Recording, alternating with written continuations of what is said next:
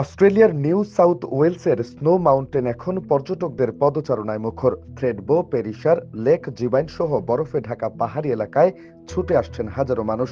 সেই ভিড়ে রয়েছেন প্রবাসী বাংলাদেশিরাও। কেউ প্রথমবার বরফ দেখতে এসে মুগ্ধ, আবার কেউ পরিবার ও বন্ধুদের নিয়ে বারবার ফিরে আসছেন এই মনোমুগ্ধকর পাহাড়ে। বরফে খেলাধুলো, স্কি, রোলার কোস্টার সহ নানা রোমাঞ্চকর রাইডে সময় কাটাচ্ছেন তারা।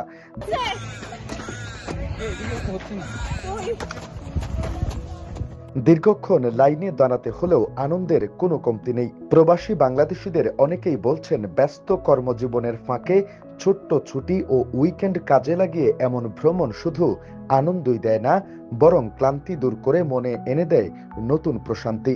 অনেক ভালো লাগতেছে, কারণ সারা বছর কাজ করার পরে নর্মালি বাংলাদেশে এখানে কোনো রকমের এমনি স্নো থাকে না। এখানে আসার পরে স্নো প্রথমবার দেখার সুযোগ হয়েছে, এই কারণে এখানে এসে অনেক খুব ভালো লাগতেছে।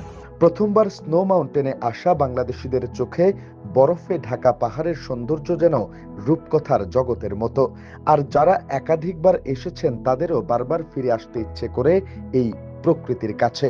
পরিবার, বন্ধু আর প্রিয়জনদের সঙ্গে কাটানো এমন মুহূর্তগুলো প্রবাস জীবনের ব্যস্ততার মাঝে হয়ে উঠছে স্মরণীয় এক অভিজ্ঞতা।